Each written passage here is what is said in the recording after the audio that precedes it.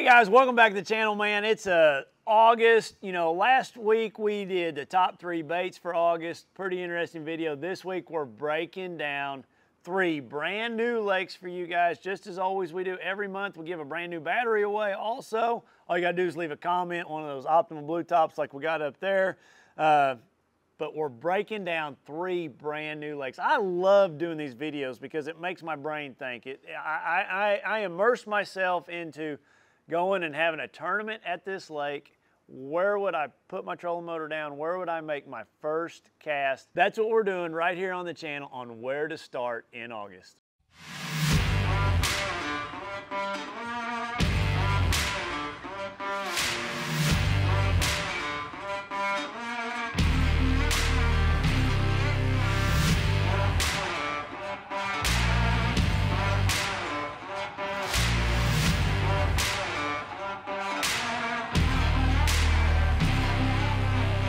Okay, so the first lake, like I've had lots of comments on the Great Lakes, and I have fished all of them. Like I've fished a bunch of them, so I had to pick something that I hadn't fished, and one of the places that I have not fished was Sandusky Bay. I've been north of that. I've been to Alpena. I've fished the southern end of Lake Huron. I've never ever been to Sandusky. I've been to St. Clair. I've fished every end of Erie, every end of Ontario, Lake Michigan. I've not been to Superior. That'd be a cool one too.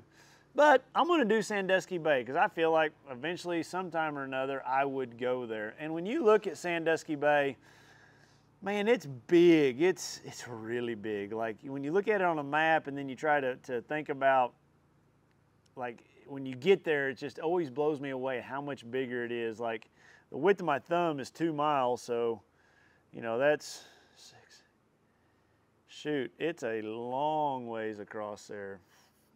It's like 8 or 10 miles across that bay. So you talk about some rough water if that wind ever blows out of the northeast. For me, in my experience on the Great Lakes, like for me, I feel like in August, so we're talking about August, and I see lots of stuff here that I could fish, and if the wind wasn't blowing, I would have to run out all the way to the mouth. And the reason I would do that would be cooler water. Lake Huron, when you look out here at the depths of Lake Huron, it is massively deep, like 4, 5, 6, 700 feet deep out here, cold water, cool water.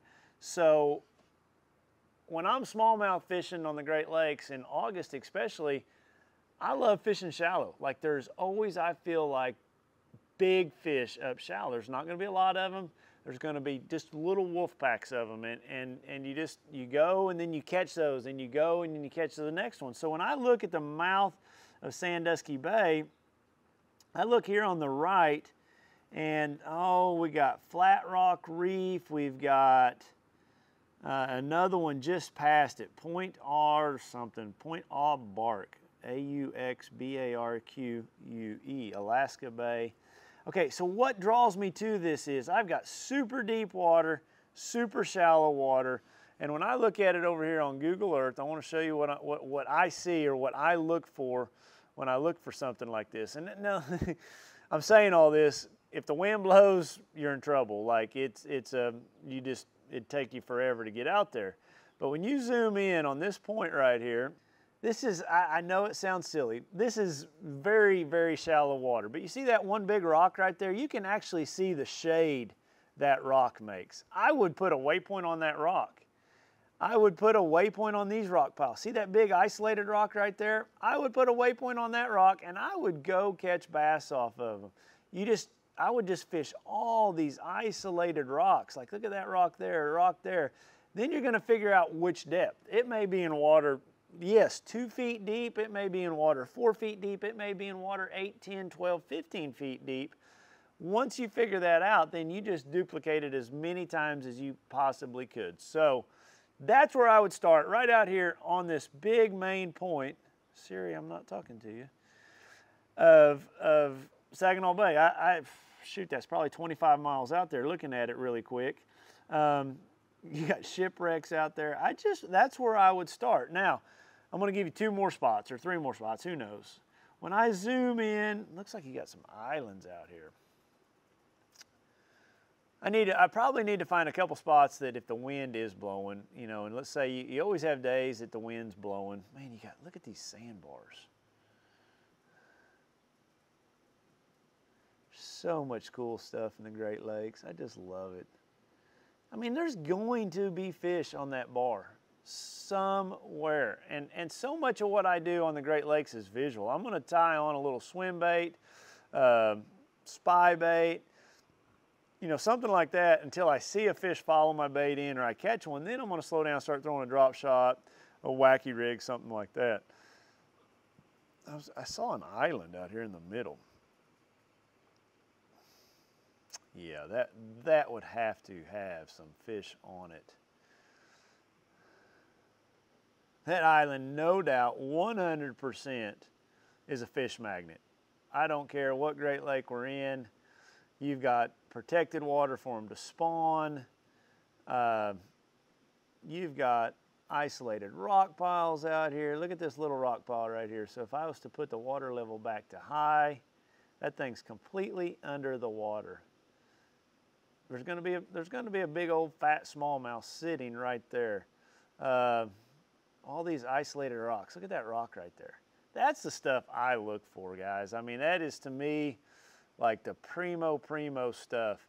You know, if the wind was super blowing bad and I couldn't get out that far, you know, to that cooler water, that's the reason I went out there, then I would back in here and I would, if I was to switch over to my C-map, my experience with the Great Lakes, anytime you have a river coming in, a channel, a shipping channel, there's fish that are going to relate to that year-round. There's going to be fish. So I'm going to fish these buoys on the edge of this river channel. I may run up this river channel to the first lock. Looks like we got a bridge. We got bridge pilings. Like that would be a great place to start if the wind's howling on me. There's marinas you're going to be able to catch some largemouth out of. I got another bridge. You can just run bridge pilings. Another bridge. That's the kind of stuff that if the wind's blowing, that's what I'm looking for. In that river itself, I could make a living off those bridge pilings. So that water's going to be a lot dirtier, it looks like, in that river channel. But there's going to be fish in there, guys. Always. Like this corner, you know, you've got wind-generated currents. You've got some sort of power plant reservoir right here. So you've got a really good rock corner right there, this seawall right here. All that kind of stuff, like up and down that seawall. If you can find any little irregularity down that seawall, if you're idling down it, find something that got dumped over the side, that corner right there, that corner right there. Those are super high percentage spots for you to get a bite just because you've got current going in and out. Look at how this point sticks out into the river. That point sticks out into the river. That's the kind of stuff I'm going to look for in and beyond these bridge pilings. You're going to have some sort of pipeline right here. See all these industry, these tanks, these holding tanks? Most generally, when you have those, there's going to be a pipeline coming out into the river somewhere, which is going to have rocks on top of it. You know, that would be something I'd idle down through there looking. Here's that bridge pilings that we were talking about. It's actually a swing bridge. You know, you got wind pushing through there, so you got obvious current. Man, I'd have to fish that. I just would have to fish that. Guys, there's 3 spots. I know but that's where I'd start. Like I promise you, the wind's blowing. I'm gonna focus on the mouth of that river. If it's by any chance I can get out into that bay, I'm gonna go way out into that bay and I'm gonna catch some fish shallow. The next lake. I've had this lake sent in quite a bit throughout the channel, and I am not even going to attempt how to say it. I'm going to put it up here on the screen. It's a super long name. It's the longest name ever in the lake history, but they also, fortunately for me, they call it Webster Lake, and it is in the northeast. It's, I think it's actually in Massachusetts. It's right there on the border between Massachusetts, Rhode Island, and all those states up there. And when I look at it on the map, man, it is a cool lake. cool lake. I'm gonna zoom in here. And what I think is so cool about this lake, I mean, it has everything. It has deep water, it has all these cuts and islands, and just for a small body of water, man, it packs a huge punch just because it has so many different things in it. Like, it's just full of structure and cover and deep water, shallow water, and you got all kinds of blow-throughs. Like, when I first look at it, like, this blow-through right here is a little deeper than the other one, so anytime you got any wind, it's just a super good pinch point. Just, you got a saddle right there. Like, to me, that's super high percentage spot. You've got another one right up here to the north. I feel like those things are gonna be good, like super good. Maybe to do it a little bit better, you know, these two long points right here, I really like those, how those come, you know, the water's gonna move over those points. It's gonna be hard up on top. It looks like it's 5 to 7 foot deep on top of those. I mean, that's 3 spots right there that, golly, I would have to fish, just have to. I could not help myself, but have to fish them. You can actually see that point a little bit on Google Earth. Just looks like sand. Looks like there's been some boats run across it. Just trying to see if we got any kind of low water footage on it.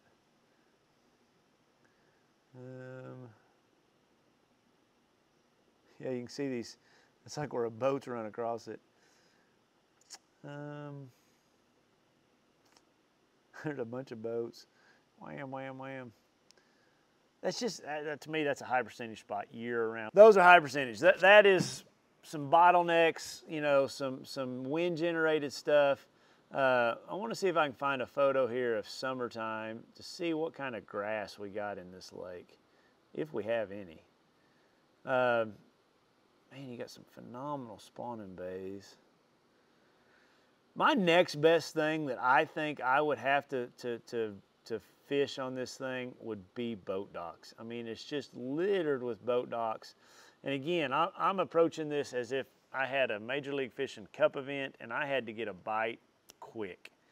With all the boat docks on this lake, I just would have to think I'd be able to go down through there and catch them on a boat dock. I mean, it's just, there's so many of them. So then the next step, which boat dock do you pick?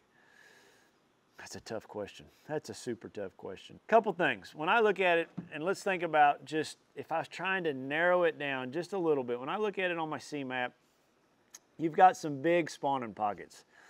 You've got a spawning pocket here. You've got a really nice spawning pocket here. You've got some smaller ones right here. You've got one right here. North-facing spawning pockets where that's a big spawning flat pocket again right there. But what I like about, when I look at all of them, this big spawning bay has got the deepest water. Like, it's deep out here at the mouth. So if I was to zoom in on it, if there's boat docks down this stretch, out towards the mouth of it, I've eliminated some water for myself. I've made it, in my mind, just a little bit easier to pinpoint kind of what I'm looking for. So, man, ooh, wow. Wow, wow, wow. There's an isolated boat dock right there. One.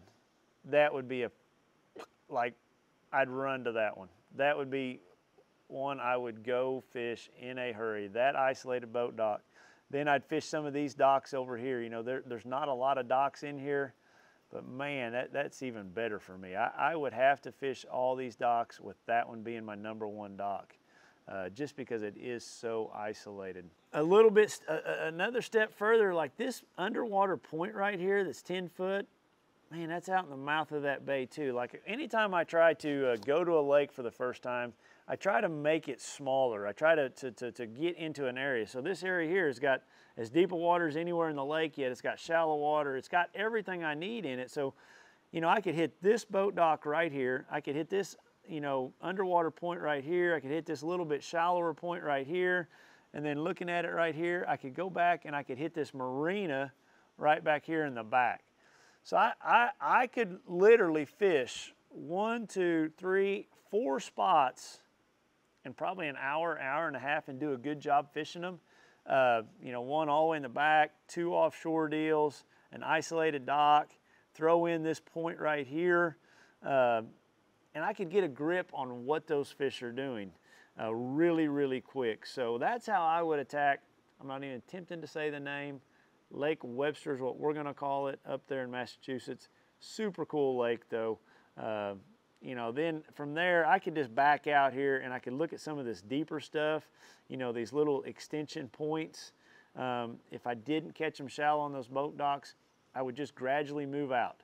You know, like I would come out of this pocket right here, I'd stop on that point right there, and I'd stop on that point right there. And I feel like between that 1, 2, 3, 4, 5, 6, 7 spots, I'm gonna get a bite because I've got two shallow, really 3 shallow, a couple medium depth spots, then I got 2 deep spots. So I'm gonna get an idea of what those fish are doing really quick in a small area because I was able to compact that lake into a smaller area into something I could relate to. So that's how I'd break that lake down, and that's where I would start if we were going there. Hey, quick reminder, we are giving a battery away at the end of this video to last month's winner.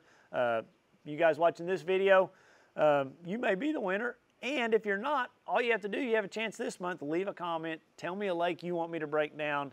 We randomly go down through there and we pick them. You might be a winner on the next Where to Start by just leaving a comment. So that's all you gotta do, guys. Simple, simple, simple. All right, the final lake is kind of tore between this one. We looked at a couple different lakes, but I drive by this lake all the time on I-40 going through Arkansas, and I've had some comments on it. Lake Conway, and I can see why somebody would want me to break it down because it's tough. There's nothing really on Google Earth that gives it away. You know, there's no high-low photos on it. Let me pull it up here.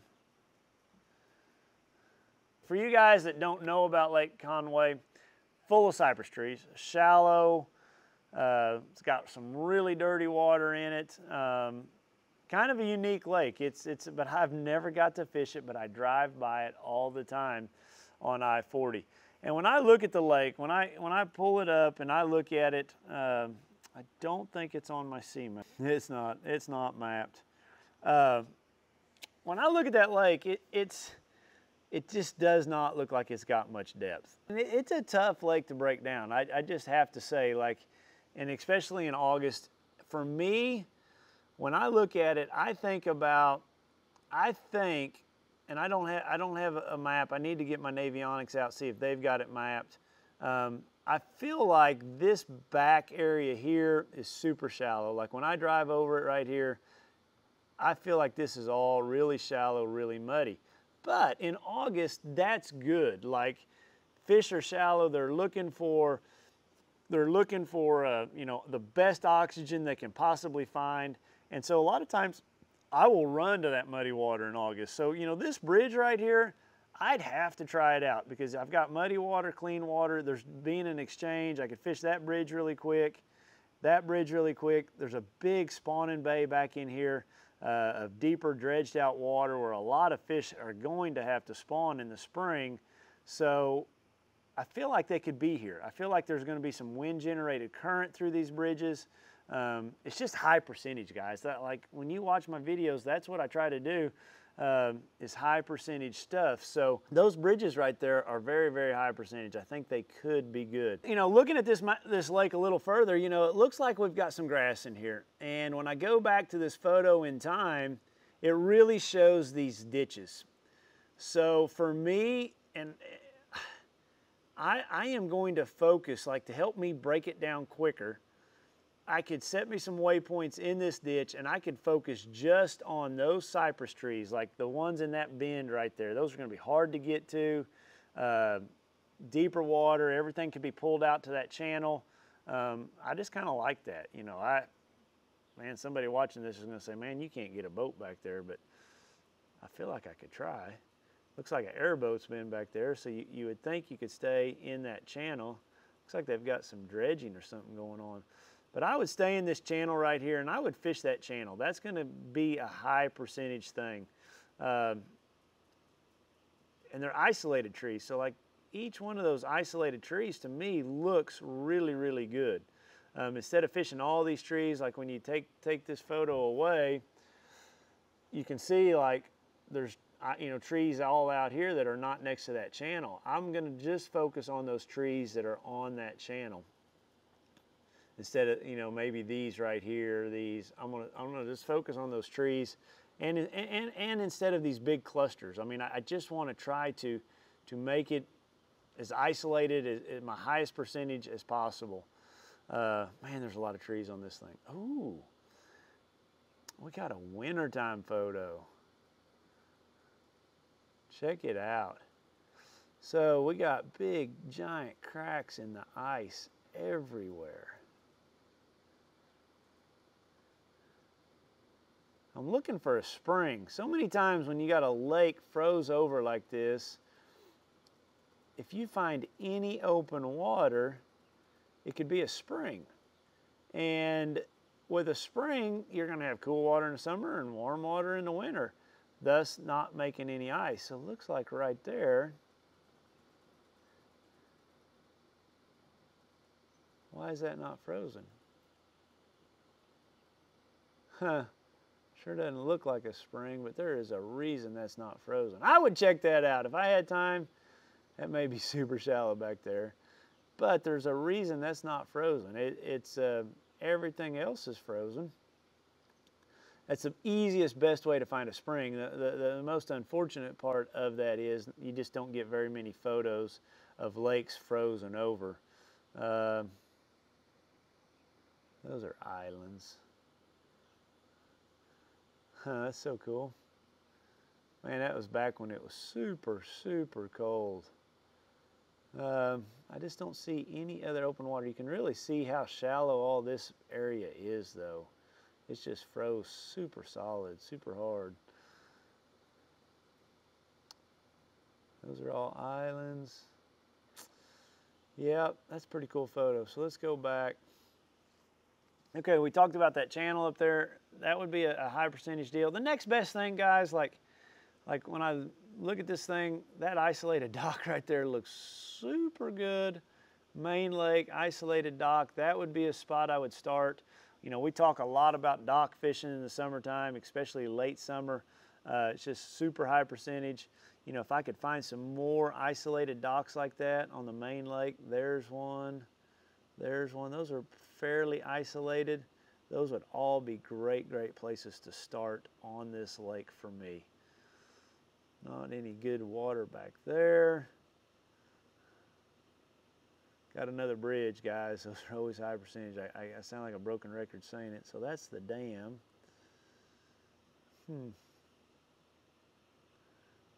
a cool dock right there out on that point. It's going to be a super deep dock. It's actually got a boat fishing it. That's a high percentage dock, guys. Lots of wind, generated current going across it. Just looking at this without actually being on the water, the one other thing that I would look for being on a body of water like this with all these cypress trees is pay attention to any markings on any cypress trees. Anything out of the ordinary. It may be a limb line that's been thrown up in the tree. It may be a paint. It may be some tree branches that have been clipped at the bottom. What you're looking for there is those crappie fishermen, those bass fishermen, they're going to set brush piles around isolated trees or clumps of trees or between two trees. So just always pay attention to your electronics and any of those trees that have just a special mark on them, like for somebody to pull back up to their brush pile. Those are going to be really good spots. They're going to be really hard to find, but if you find them, it could be a deal where you could catch a really big fish or load your boat. But guys, I hope these tips help you for the month of August. I feel like fish are really starting to gravitate shallow. I feel like they're looking for the best oxygen. Get out there early. Topwater bites really work well early in the morning. Throughout the middle of the day, use some reaction baits. Don't be scared to reel a bait as fast as you can reel it to get those bites. I've seen that a bunch, especially on cypress trees, lakes like this. Just, it's a time of year that I also will just put my trolling motor down, and on a lake like this especially, try to cover as much water as I possibly can and hit as many trees or as many docks or as many points as I possibly can, because your percentages, you just got to put your bait in front of as many bass as you can, because only a fifth of them may be feeding during the time that you're there. So keep those tricks in mind. So for August fishing, guys, couple things, just reiterate real quick. Keep that trolling motor going, cover water, don't be afraid to go shallow. You know, remember, the best oxygen, no matter what body of water you're in, a lot of times is shallow. Reaction baits, don't be afraid to reel baits too fast. Bigger baits, a lot of times bigger baits this time of year starts to work. And then be sure you leave a comment, man. You might be the next winner of the battery when I go to do this next month, so I can randomly go down through there and pick you. Hit that like button, hit that subscribe button. And now for July's winner, I've got it right here on the bottom of the screen. Send me an email through my website. I will send you back a certificate for your battery. Congratulations to you that won that battery. I'm so happy that you won, and thanks a lot for following the channel and leaving a comment and being a subscriber. So with that said, guys, man, I hope fishing's going great for you. Good luck this week, and we will see you next week right here on Project E.